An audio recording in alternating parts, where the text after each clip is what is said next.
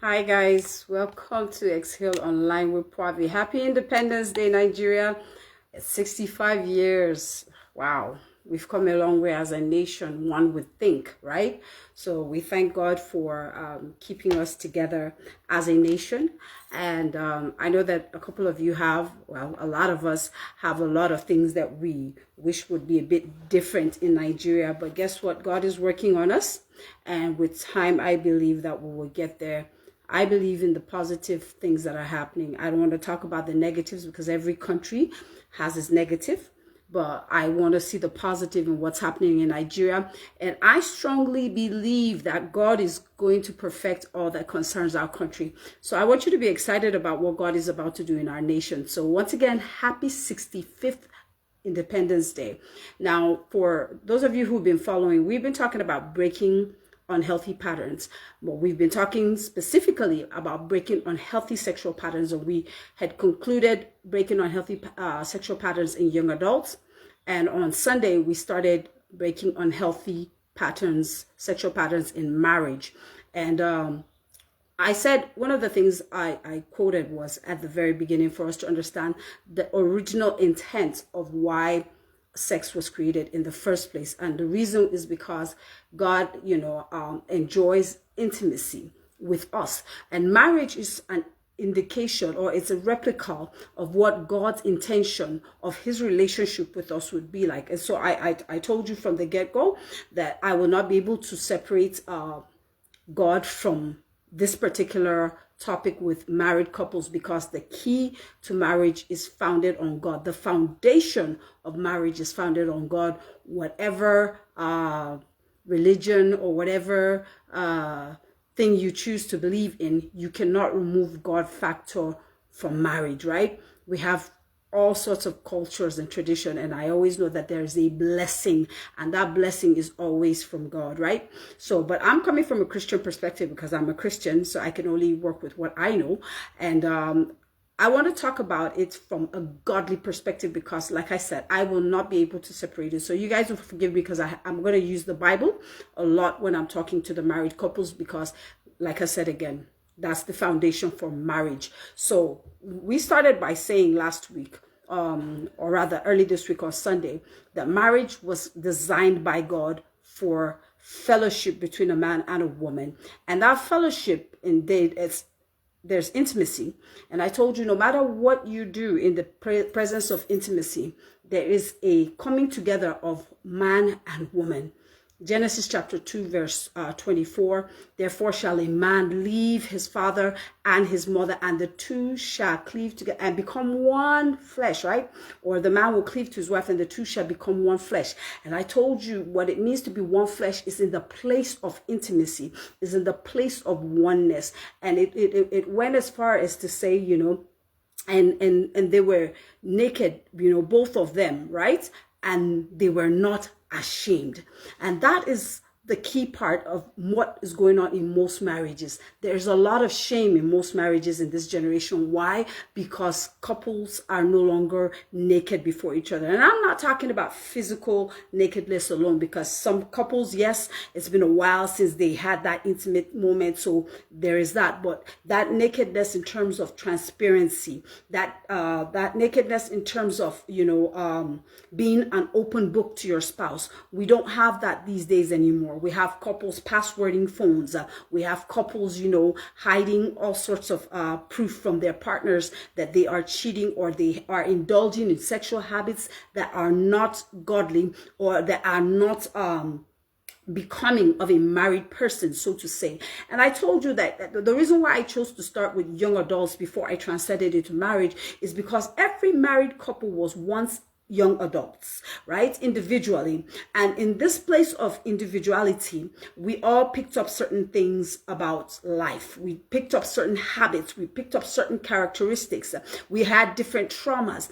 And these things, if they were not dealt with in that stage, will gradually creep up in marriage. Like somebody said, if you're marrying somebody just to run away from, whatever it is you're running away, marriage has a way it amplifies it. So if somebody had issues with sexual misbehavior, trust me, marriage is not the solution. It's only going to amplify louder, and it's going to be more painful. It's going to be more shameful, because now it's in a time and a place where you are expected to give your best, to give your all to that one person. And here you are distributing. So marriage is not an escape route for sexual behavior, because somebody's like, well, if I get married, I get to have all the sex I want. It may not always be the case, right? Because your partner may have one or two other things that they're engaged in at the specific times. And if you remember when we talked about sex and we had this topic of let's talk about sex, I said it there. I said for marital couples, we are obligated, or you are obligated to your spouse. Your body is not yours. Your body is meant for your spouse. So if you abuse that body, you're abusing what does not belong to you. You may actually say, well, I'm a man, it's my body, I get to sleep with any woman I want. No, I beg your pardon, go read the Bible. It is not yours, right? And for the woman, it's definitely not yours. So if you have this understanding and you treat the body with respect, if you treat the body with dignity, if you treat the body with honor, and you keep it for that person, then you will understand that you understand the key value of marriage, right? So let's dive deep in, right? We were talking about understanding what unhealthy sexual patterns are. And I started by talking about, manipulation, how people use sex as a gratification or as a weapon, right? I'm angry, I am upset, something is wrong, and you come near me and I'm telling you, no, don't touch me, nothing for you. And then, oh, you think you can do this to me? Or you think you won't get it from me? You think you won't buy it from me? Well, fine, let me see how you come and touch this body. Or young lady, you think you got, oh, whatever it is, let me see. We weaponize sex and we make it look like something that our partner or our spouse has to beg for and yearn for. So manipulation is not just when you want to deceive it's something we do almost every day in marriage. People use marriage as a way to, even manipulate their spouse. Oh, I'm married to you now, so you're obligated to certain things. But you yourself, that what you are doing, you're not keeping your own end of the bargain, but you're expecting your spouse to do the same. And that is manipulation, right? So like we said, manipulation using sex as punishment, the silence and the avoidance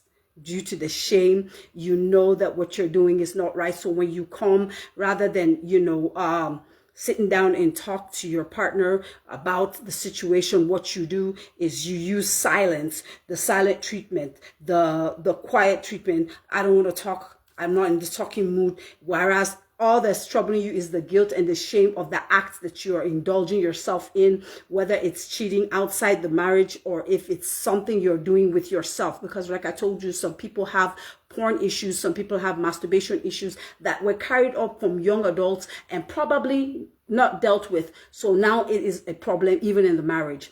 And another thing we talked about, like I said, which was just something what I just talked about, pornography driven expectations.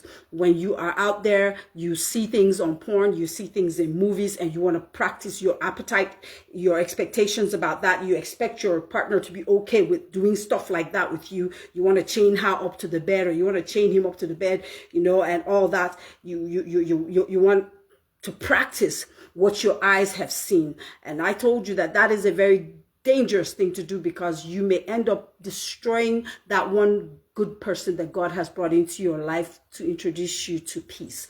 Another thing we talked about was emotional disconnection. And like I said, oftentimes we have a lot of couples who are going through that, even right now in marriage. It starts from that pain. You've kept that pain so long in your heart, something your spouse has done or is doing, and you start pulling away physically and emotionally. And most of the time it starts emotionally, because the moment you start distancing yourself emotionally from your spouse, eventually you will start distancing yourself physically. You will not want them to touch you. For every time they try to touch you or kiss you or whatever, you get irritated, because there is a disconnect. And a disconnect usually happens when something is not right, when something is wrong, when something has been tampered with. And another thing we talked about is past trauma, and past traumas is something that I think right now is becoming a very loud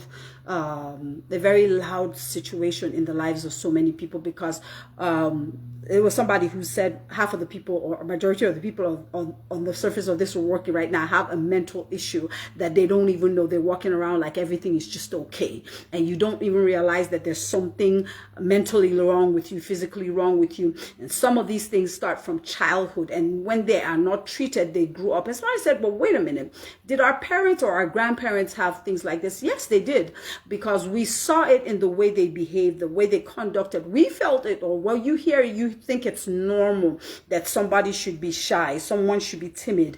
Look, while it might be people's persona to be introverts and all that, but there's something that makes them shy, because everybody is born with the same opportunity to be outspoken, to be more courageous, to be more expressive. But things happen to people either in childhood, either that makes them hold back themselves. Like I said, they become disconnected with emotion. They become very, very far, and they take it to adulthood. And if you're not careful, they introduce it into their marriage, and their marriage begins to have issues.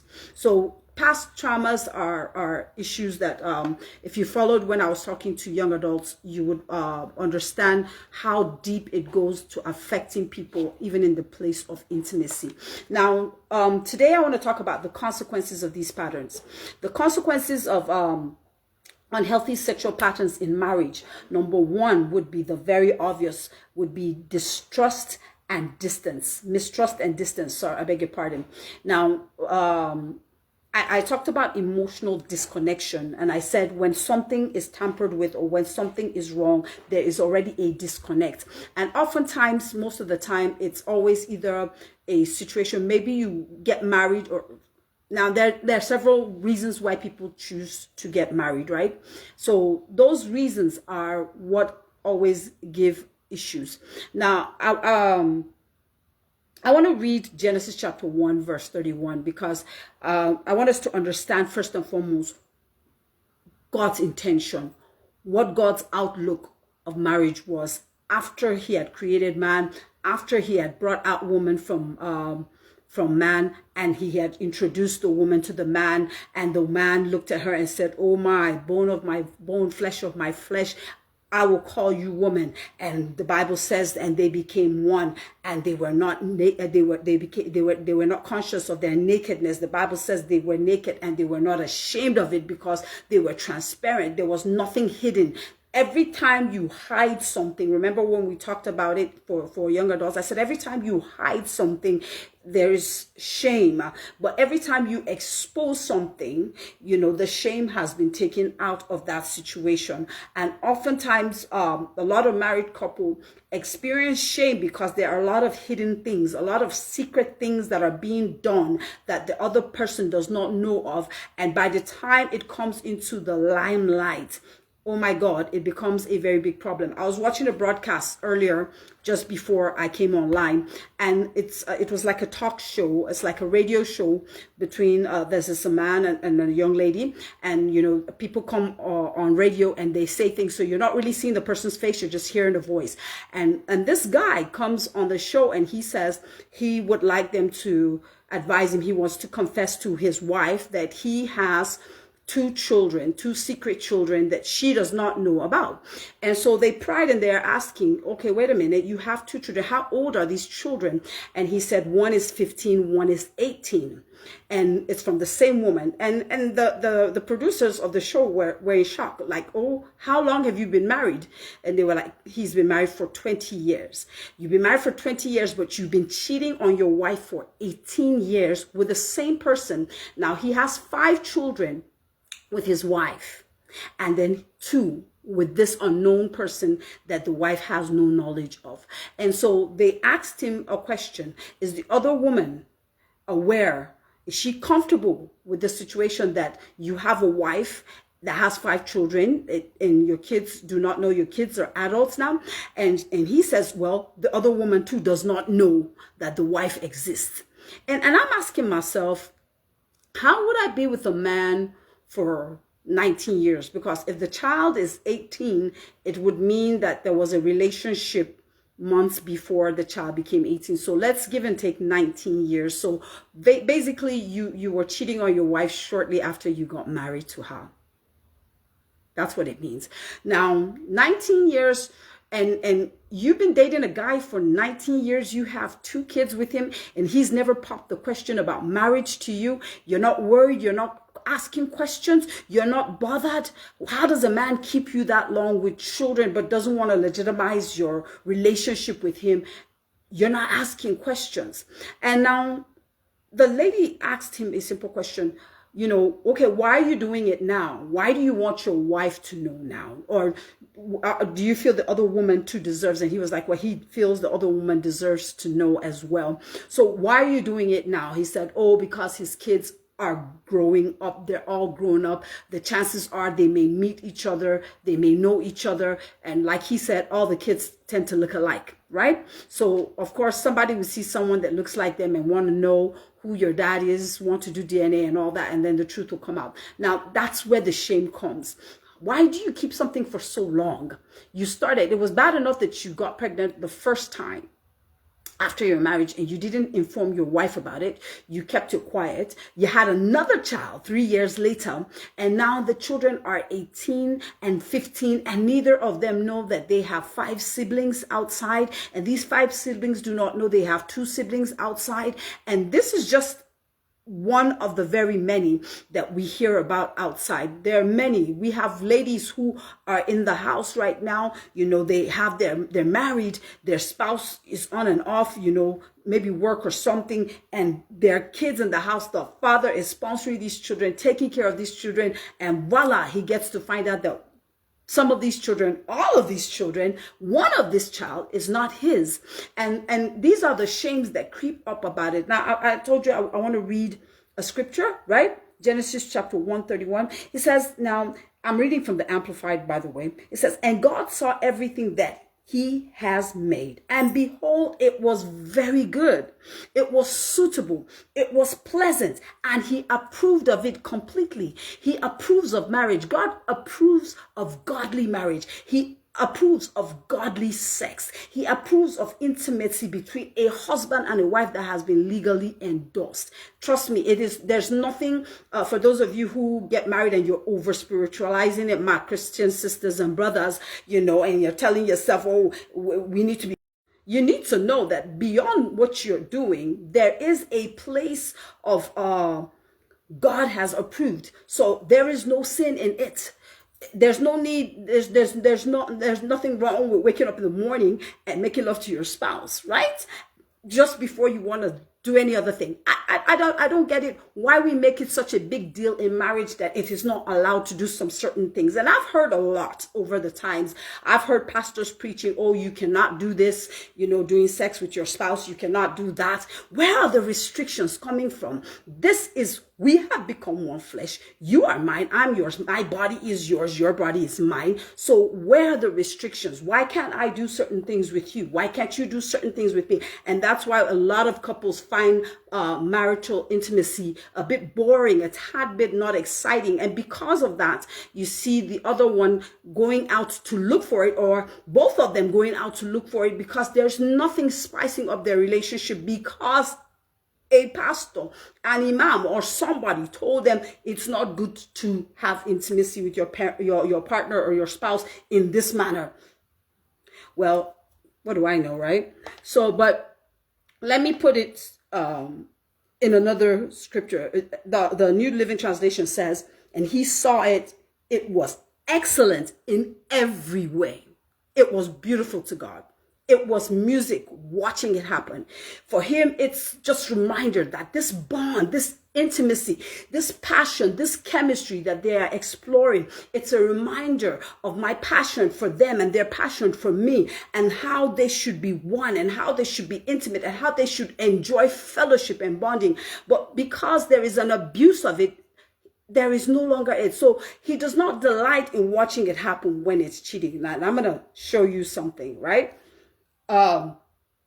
Hebrews chapter 13 and verse 4, and I'm going to jump, apart from distance and mistrust, I'm going to introduce the other one, lack of fulfillment and frustration, and then spiritual blockage. And I'm going to talk about all that, but let me read that scripture for you so that you will understand what I'm saying. Hebrews chapter 13 and verse 4. I'm reading from the Amplified, and then I'm going to touch it in other verses of the Bible so that you will, other translations of the Bible, so that you could get a general picture of what I'm trying to say, right? It says, let marriage be held in honor, esteemed worthy, precious, of great price, and especially dear. I'm going to read these descriptions again. Let marriage be held in honor, in esteemed worthy, in precious. It should be precious. It should be of great price, and it should be especially dear in all things. And thus, let the marriage bed be undefiled. Let it be kept undishonored. Or let it be kept undishonored, yes. For God will judge and punish the unchaste, all that are guilty of sexual vice and are adulterous. Right? Now, another translation would say, marriage, honor marriage. This is the Message translation now. Honor marriage and guard the sacredness of sexual intimacy between wife and husband. Guard it. Guard the sacredness of it. Guard the sacredness of it. Now, God draws a firm line against casual and illicit sex. A very firm line. NIV would say it should be kept, marriage should be honored by all.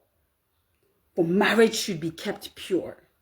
NLT would say this: give honor to marriage and remain faithful to one another. Remain faithful to one another. Look at all these adjectives that describe intimacy. Now, guarding it with all the sacredness behind it, the purity behind it, the holiness behind it, because intimacy between husband and wife is holy in the eyes of God. It's pure in the eyes of God. It's beautiful. It's excellent. It was good. God saw it. He loved it. Right?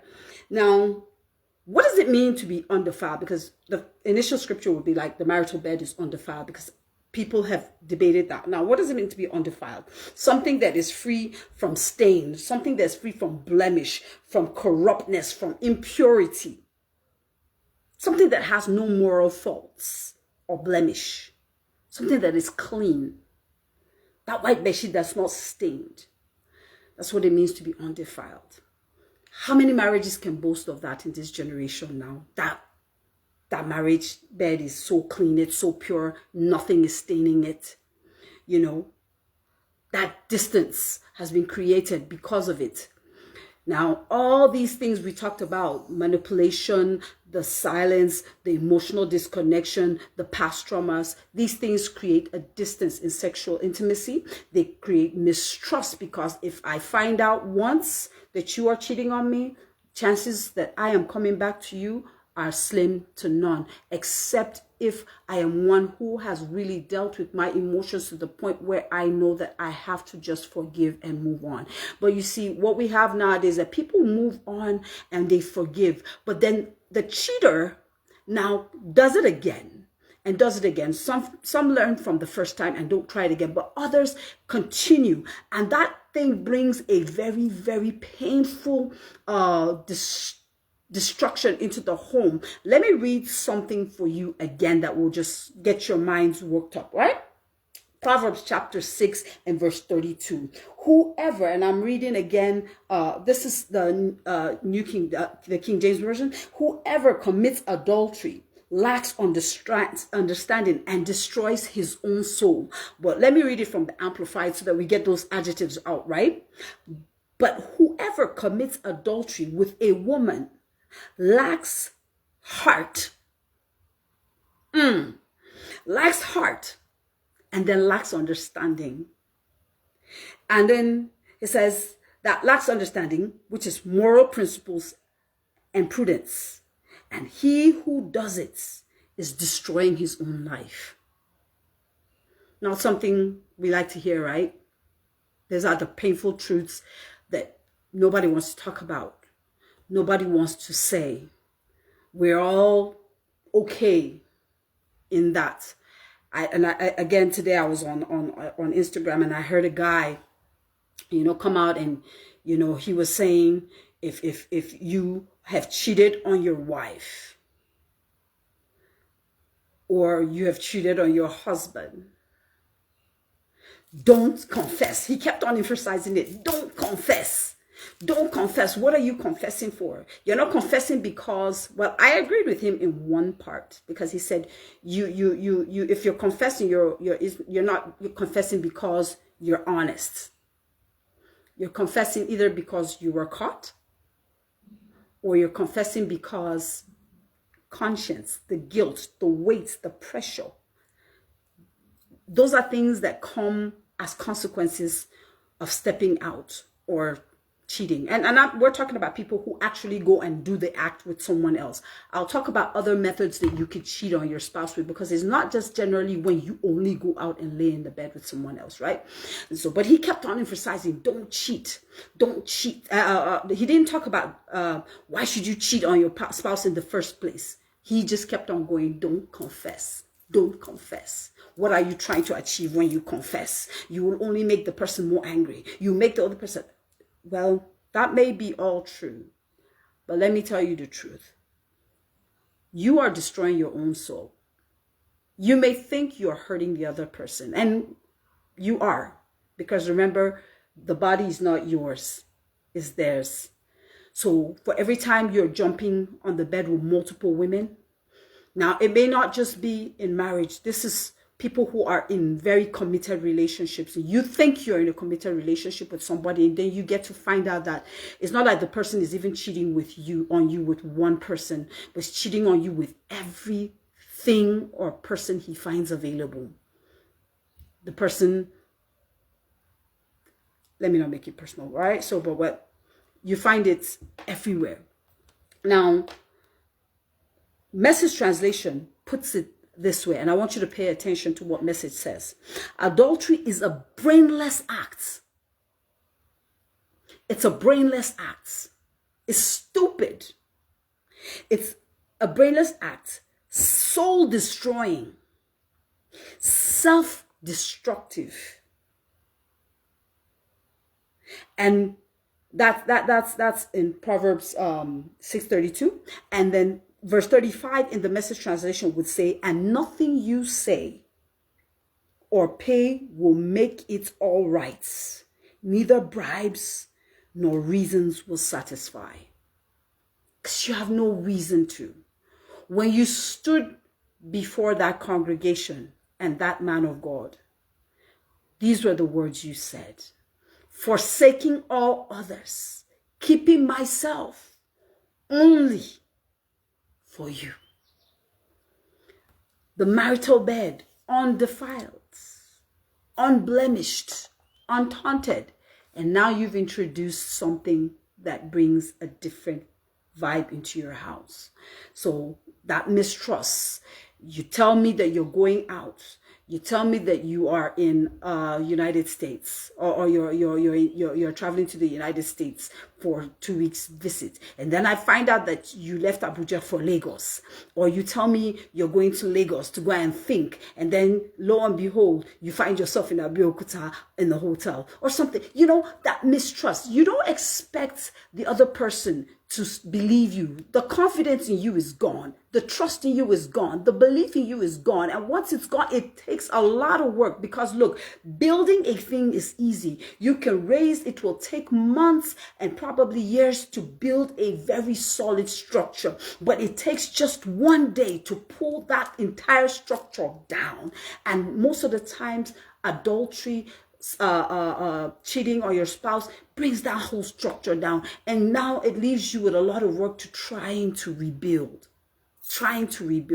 And don't forget, you're destroying your own self, because this body that you're carrying, apart from the fact that it belongs to your spouse, it's an object of worship to God. So for every time you are giving it out, you're casting your pearls to swines, you are destroying this sacred thing that God has given you to use for him and for that one person he has given you, who is a representative of him to you. So what looked excellent, what looked beautiful, what looked pure, what looked gorgeous to God, when he looked at it, all of a sudden becomes something that is filthy, something that is hurtful, something that is painful, because it's a bridge between what his relationship with us looks like. It's a reminder. It's a painful reminder. And so we're going to talk about lack of fulfillment and frustration. And I don't need to tell you too much about that, because I'm sure you know there will never be fulfillment from jumping from one bed to another. There will be constant frustration, because you yourself, remember, you're destroying your own self. So apart from the fact that you're introducing sickness to your body, apart from the fact that you're introducing a curse into your life, there's so many other things that come along with it. And then spiritual blockage. So I want you to go ponder on these scriptures again, and I'm going to give it to you just so that you read it carefully. It's Hebrews chapter 13, verse 4. Read it in as many translations as you would like. I want you to also read Proverbs chapter 6, 32 to 35. Read it in as many translations as you like, and help yourself. I'm going to stop here today because my time is far gone, but I'll be back on Sunday and we're going to talk about it. But I want to give you an action for this week. I want you to go back and personally reflect. What unhealthy sexual pattern have I carried into my marriage? What unhealthy sexual pattern have I carried into my committed relationship? Because as long as you will tell yourself the truth, trust me, you will be able to realize the truth. Because the truth of the matter is, this is where transparency comes out of. This is where truth and reality comes from. So I want you to also understand that relationship and intimacy is supposed to be a good and holy thing, and recognizing distractions or recognizing distortion, something is not right, is the key factor to your first step of freedom. So I want you to go back, get a journal, write it down. What have I brought into my marriage? What is this unhealthy thing that I brought into my marriage or into my very committed relationship? And if you are up to it, you know, you and your spouse have a conversation. But you know, when you are doing that, first and foremost, I would advise that when you have done that personal reflection and you have asked yourself, what unhealthy sexual pattern have I brought into my marriage or my relationship?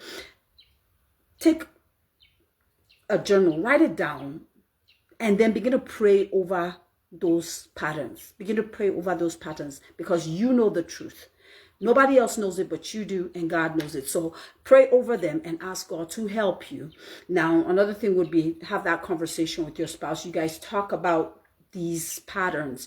You may not necessarily tell them it's you, but discuss them. How do these kind of patterns affect a marriage? But there's some of you who know the truth. The patterns have already affected your marriage. Sit with your partner. How can I get it right? How can I fix this? How can I be better for you?